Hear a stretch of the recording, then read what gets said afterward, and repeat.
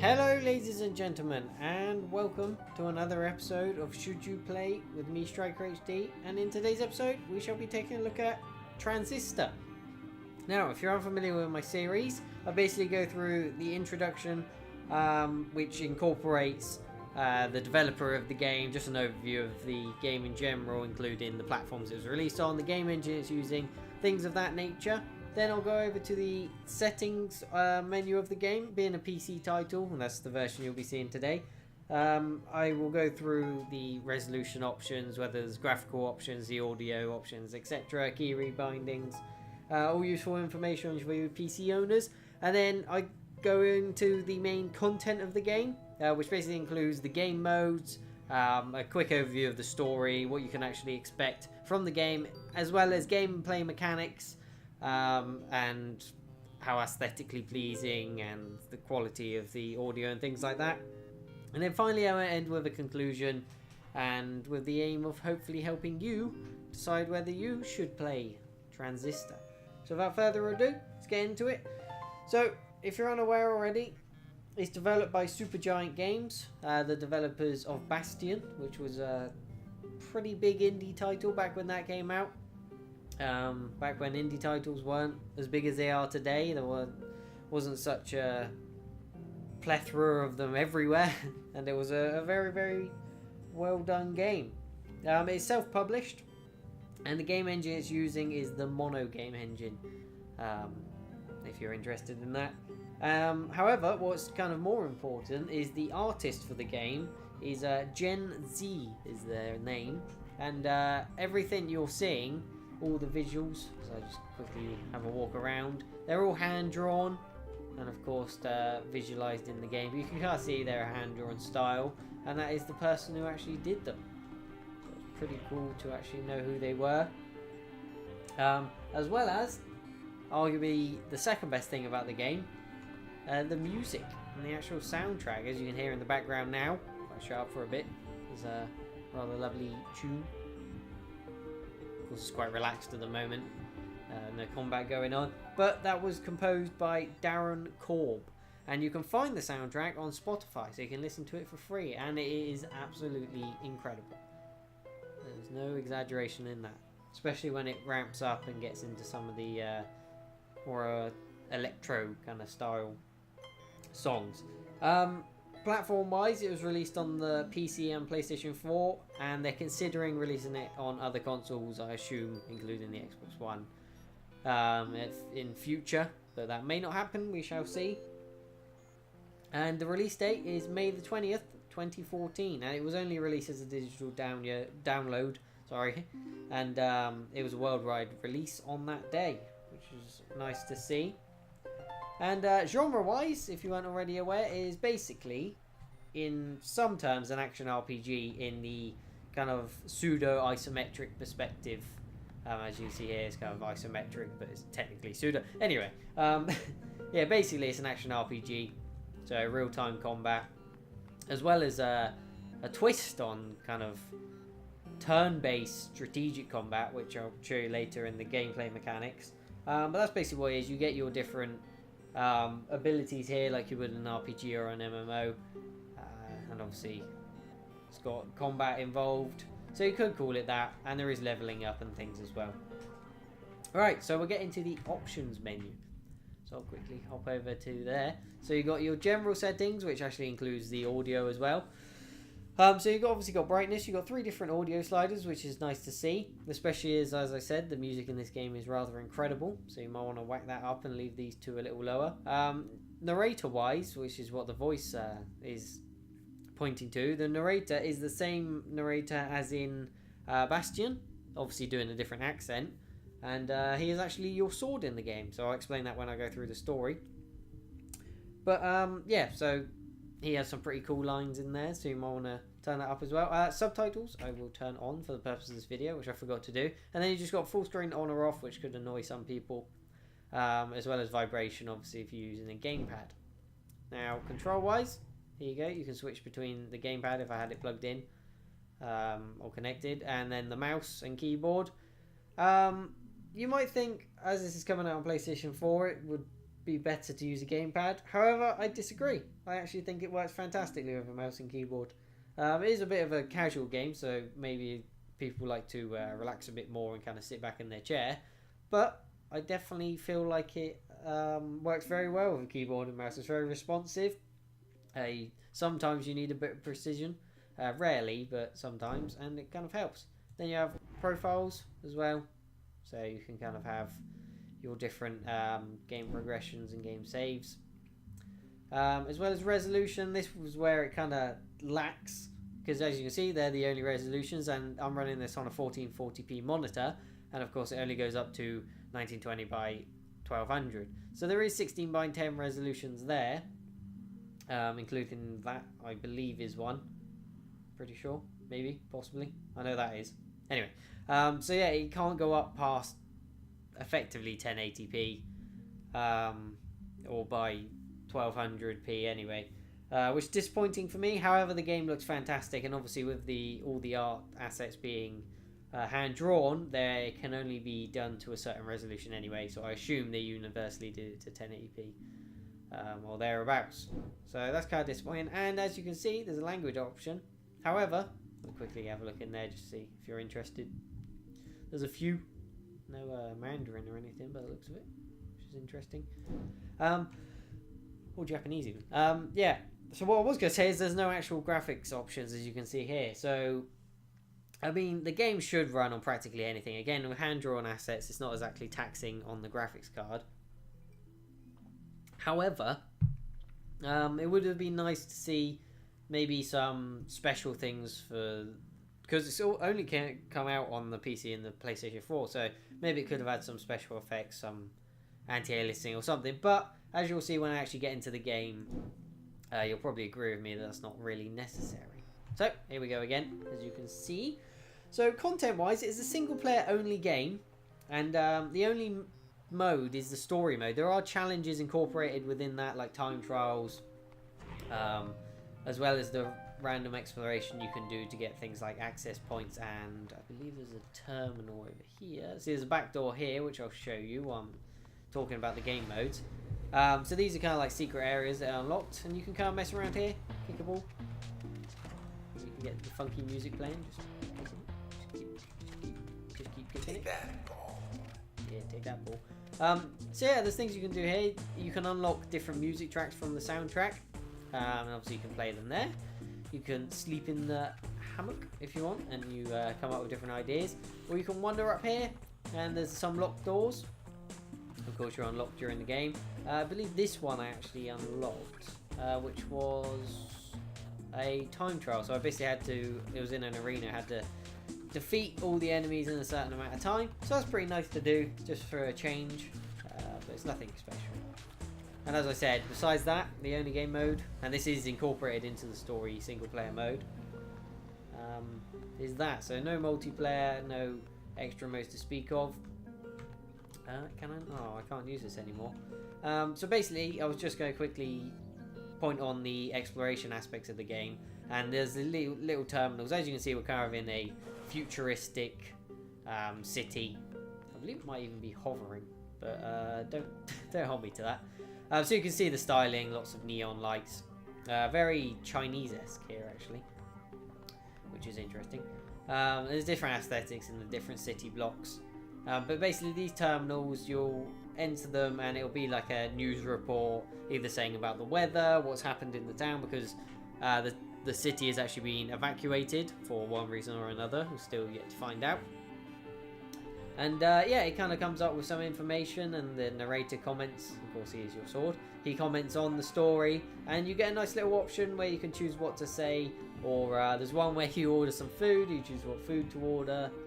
Or another where you decide what the weather's going to be like tomorrow, which I believe kind of ties in with this futuristic city, which is kind of enclosed, I believe. But again, that's all part of the mystery of the game. Sadly, I can't show you that. Is that a door? No.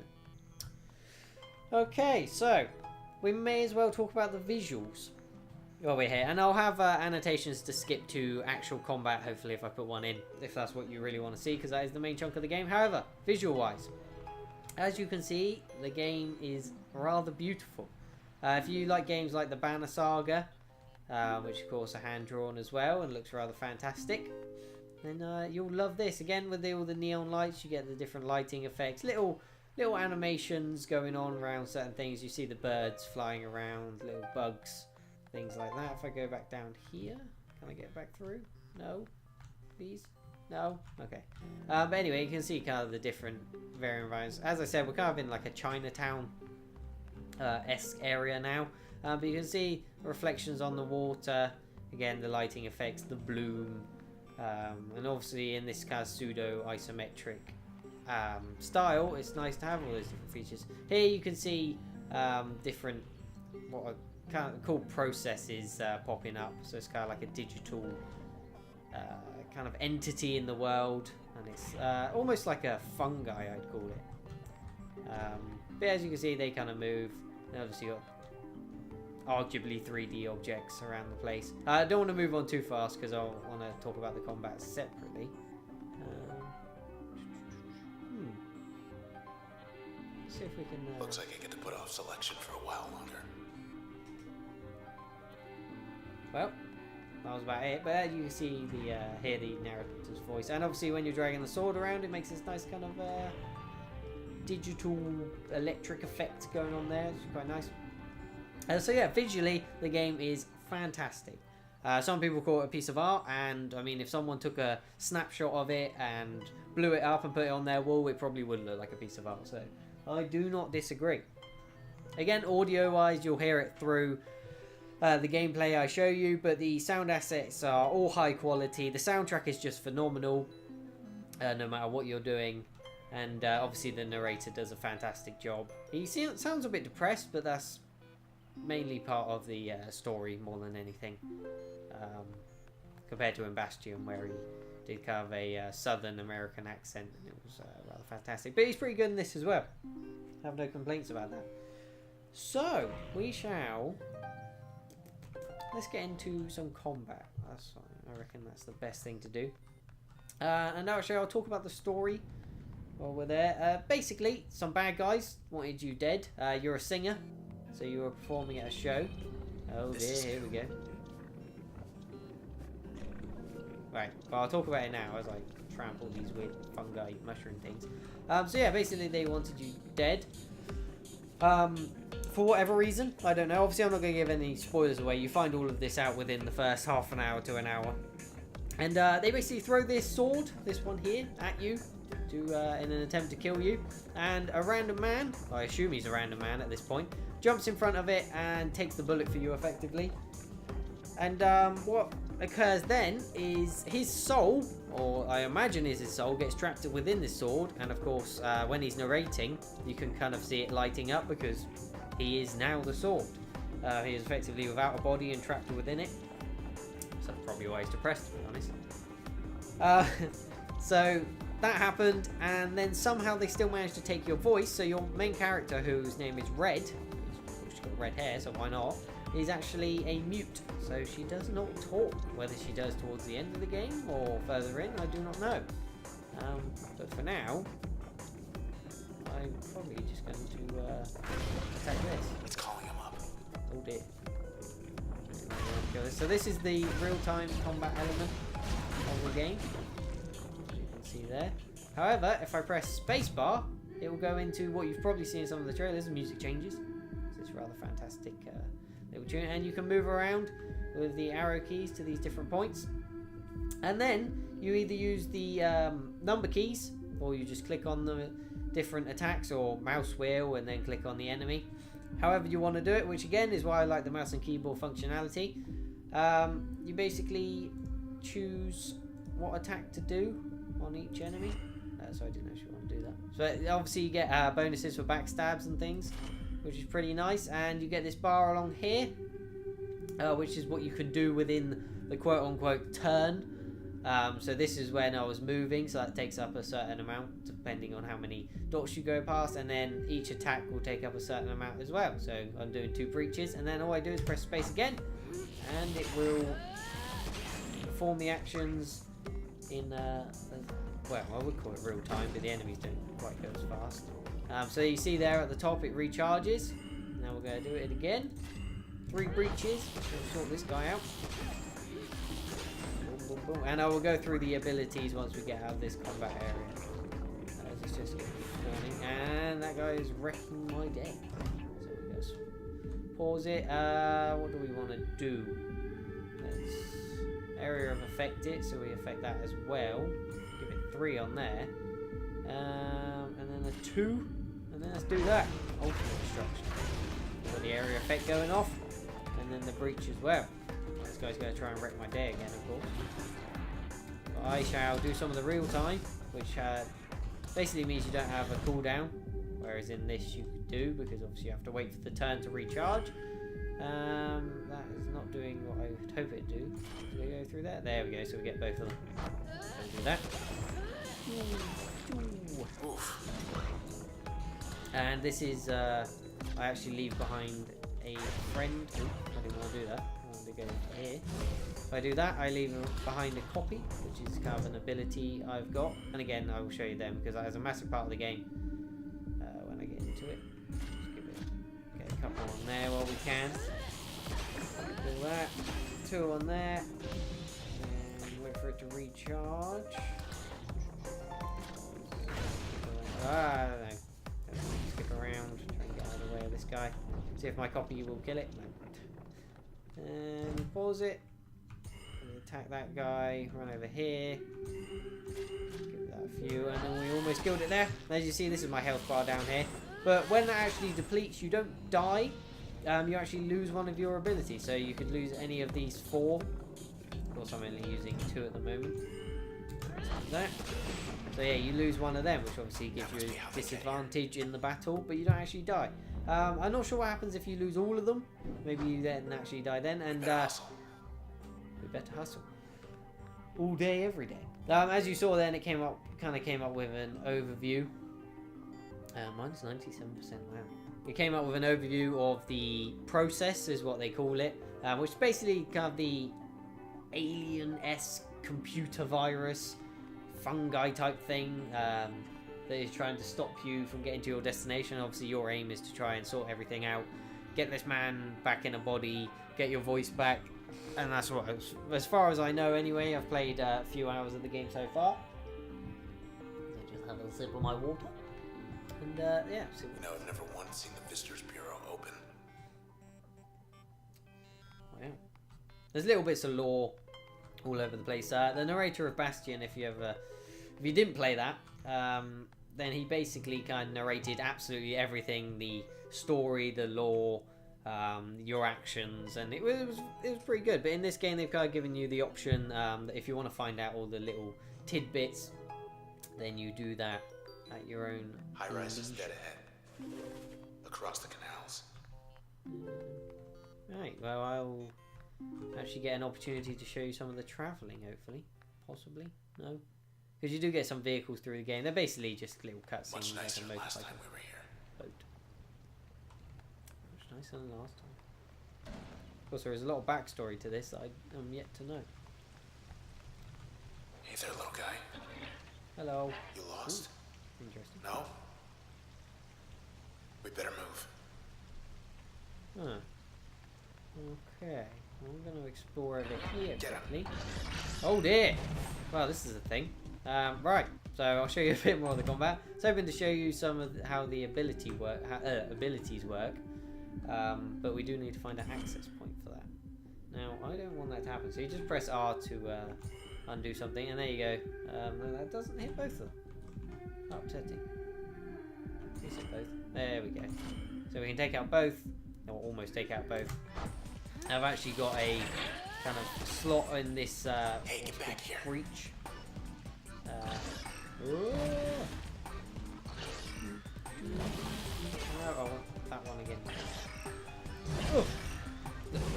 Teleport out of there and pause. And let's get the sneak on them again. Look at that. Boom. You okay? Cluckers. There we go. So here's the. Now you see I leveled up. Yay. Here we go again. Oh, well, this is a good opportunity. So, when you level up, sometimes you get, or every time actually, so far, you get a new function to choose from. You usually get to choose from 1 or 2.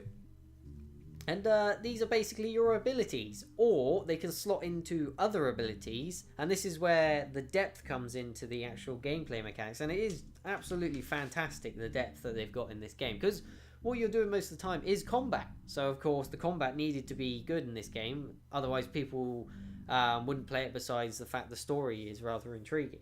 However, the gameplay mechanics, I am happy to confirm, are very, very complex. Well, not... They can be complex. They can be basic. You can just choose 4 abilities and slot in whatever you want. However, you can kind of min-max as you wish and kind of get the perfect abilities. So here we go. We got Switch here, which is a hypnotic double-crossing ability or function.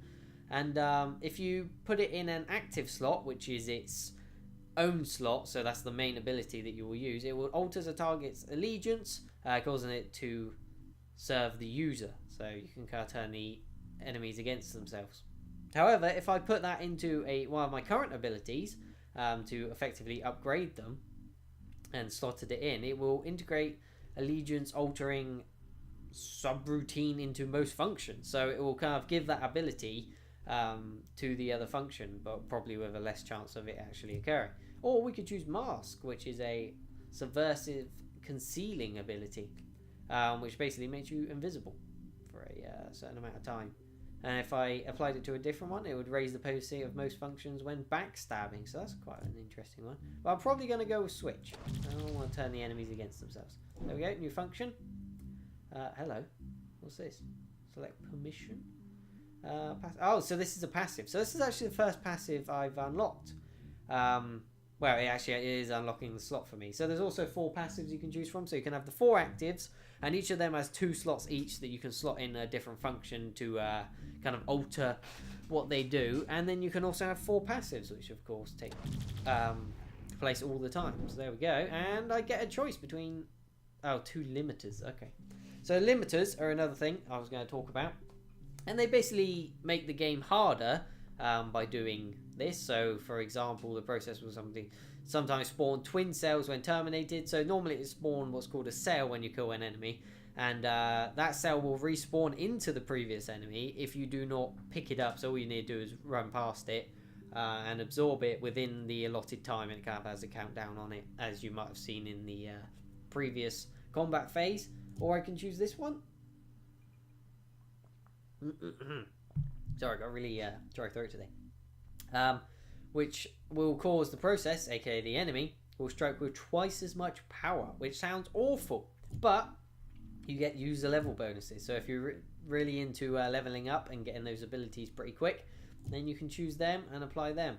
So I'll probably just take that one for now, because I'm not likely to use them. It's not something. Street should be packed. Into. Yeah, streets should be packed, but as I said, it's rather deserted. It's a shame. I'd like to have interaction between different people, but it's very intriguing. As you see here, we're in a completely different environment. Got rid of that Chinatown. Let's get around here. Boom. There's a weed. What can we do here? Probably I'll just kill the weed. Hit that once. Wait for it to recharge. That'll show him. And there's a cell that I just collected there. That has a really big effect. And here's an access point, so it'll be good He's when I working can change overtime. that. Boom. So we're going to get a backstab here. We'll get 2 of them in, and we shall destroy.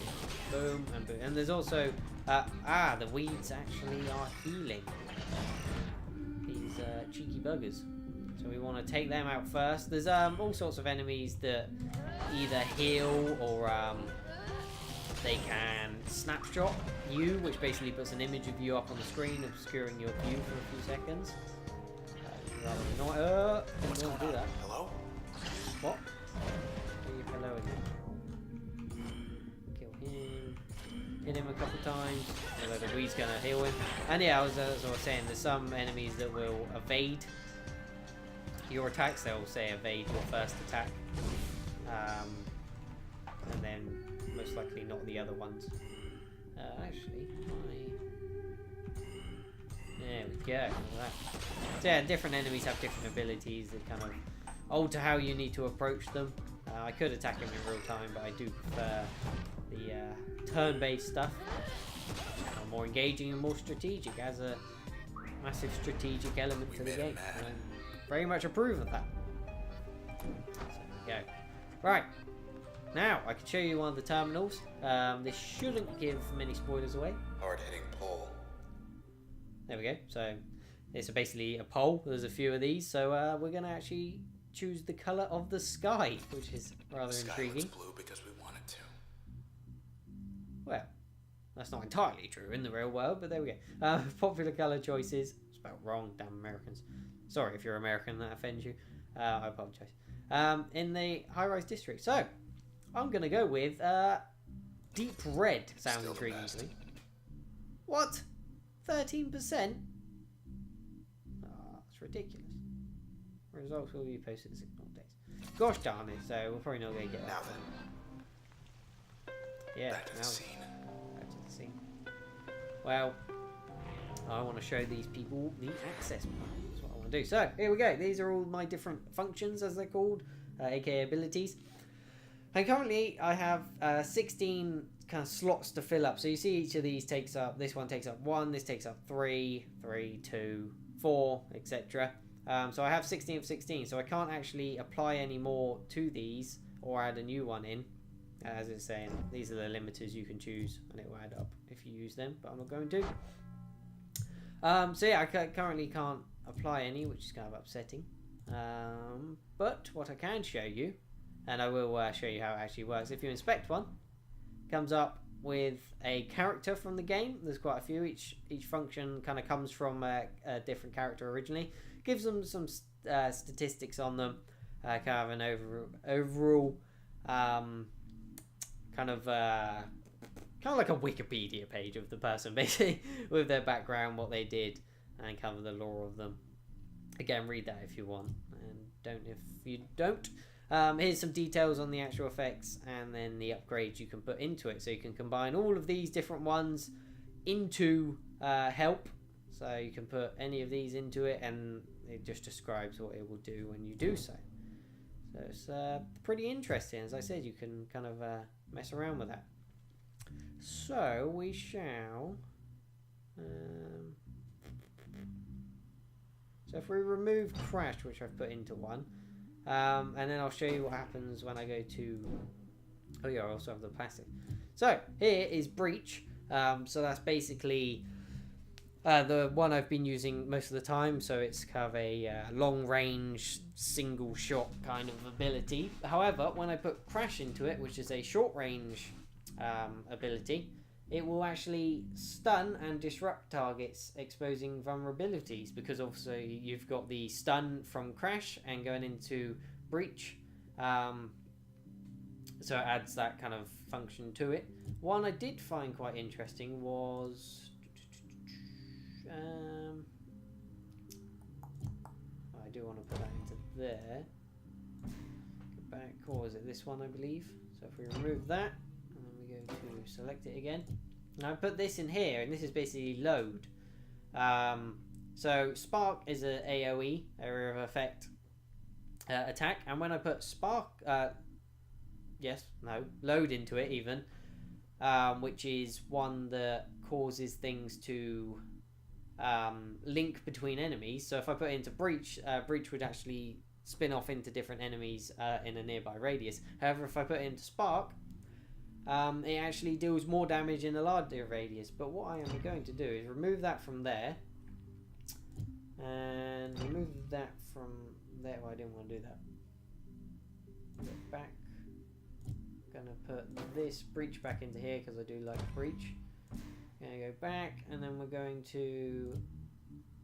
Oh no, sorry, it's Bounce that does a chain reaction. So if I go through here, Load actually does the explosive. So obviously combining that with an AoE one causes bigger explosions throughout. What I will do, one I did quite like, was... Yours truly. Guess I'm not supposed to be here. Not that anyone else is. So they got any dirt on me? Indeed. So if I then apply this to it, which is what I was trying to do in the first place, Breach will now chain to multiple nearby targets, which I approve of. Now, I kind of want to put switch into one. So we only have 4 free. So I could put it 2 and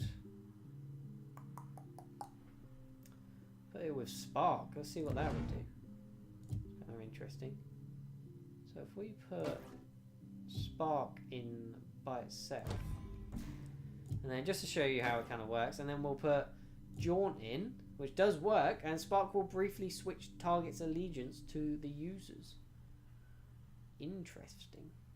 That sounds fantastic. So we've got the AoE attack, and then the enemies caught up in the AoE attack will actually start attacking the other enemies, which to me sounds fantastic. So we shall take that. Now I also have those passives, don't I? What can I use as a passive? I believe help can be used as a passive. No, because I've installed that to my dash ability. So when I dash or teleport, it summons a little creature. I don't think I actually have any passives yet, unless you can actually... so you can put any of these in the passive slot as well. So there we go, guys. I just wanted to give you a quick overview of that. So there we go. Now, let's see if we can find a bit more combat to show you.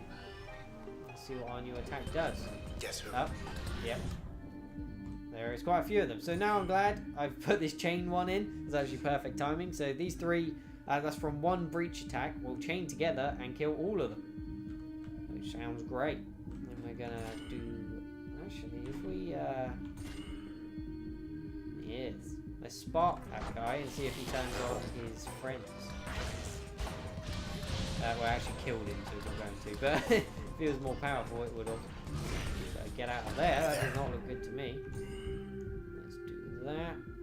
Let's do that. All of them. My copy. I think that's what actually confused him. The sword. Whose name I do not know. And see, they will attack my copy now, so I can go in and I don't want to change attacks to do that. He was kind of confused. Anyway, there we go. Let's get rid of him. Is that all of you chums? Huh? Anyone else want some? Oh, yeah, they want some. Definitely want some. Oh, here we go. These blimmin' worms. Let's chain these together. Here and there. Obviously, the attack breach doesn't go through all of them like it used to, because it now has a different effect on it. Where are you going? Come back. Stop. Halt. Wreck your day. Boom, boom. Collect the cell before it respawns. Pop around here. Oh, do that. Even worms. Pause there. Weeds even. They look like worms, same thing. Kill both of them so they can't heal this guy. Zoom out of there. And then... Boom! Should be it. So as you can see, it's very... Oh, or not. Very involved. Pretty engaging combat for this kind of isometric style game. And I'm definitely digging it. I am definitely. All the different abilities. All the different combinations of abilities is very in-depth, and I'm kind of surprised. I don't like this. Hold on, I want to try something. Hey! Is anyone out there? Just put it on megaphone. I thought so. Yeah, I'm not surprised, to be honest. So yeah, I will actually get into my conclusion now, I believe. There's not too much else to say as we stand by this beautiful fountain. Ah, look at that. So yeah, to conclude, I didn't actually mention the cost of the game to start with. It is £14.99 or your regional equivalent, and that is, I believe, both on Steam and the PlayStation Network store. And yeah, combat-wise, in the actual gameplay mechanics, I thought I'd enjoy this game, just because it's from the creators of Bastion, and I love that game. If only for the visuals and the soundtrack and the story.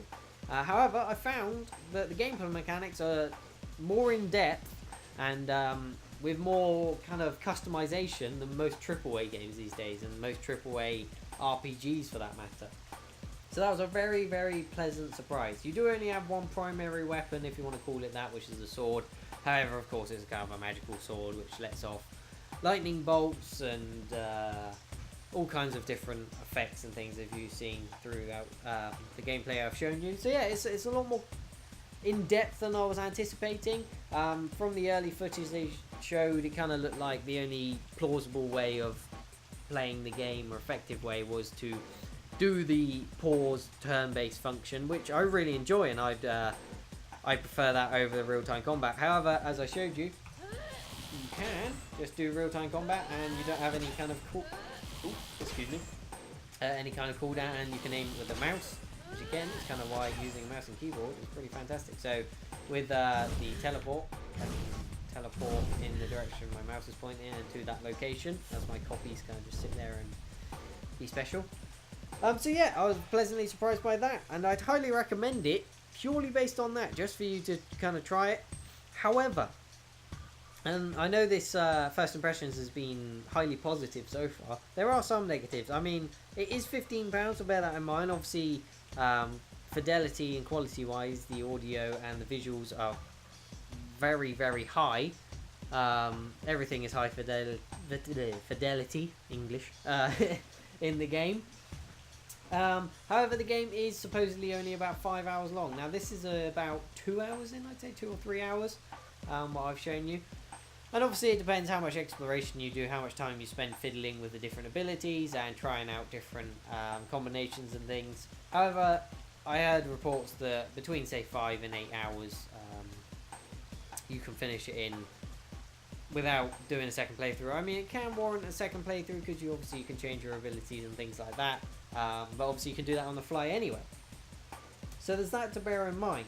Would I say the game is too expensive for £15 for, we'll say 5 hours for argument's sake? No, basically, because as far as I'm concerned, if the quality of enjoyment you get out of those 5 hours is of such a high standard, then why should it not be worth £40 as a standard price for a AAA game, or any console game for that fact? It could be even more than that, when many of them may be 10 to 20 hour experiences, but during that time you may only enjoy a couple hours as much as you enjoy the whole of this game. So as far as I'm concerned, if the game is of such a high quality and such a high enjoyment rate that those few hours are enjoyable hours, then it's worth the price. And £15 is not too much. But to conclude, it is a very engaging, interesting game. Obviously the story is quite interesting, and it's a beautiful game. And I don't really know what else to say besides waffling on. So thank you for joining me. If you did enjoy me and you enjoyed this video, then leave a like, and I shall see you next time. So thank you all. Bye.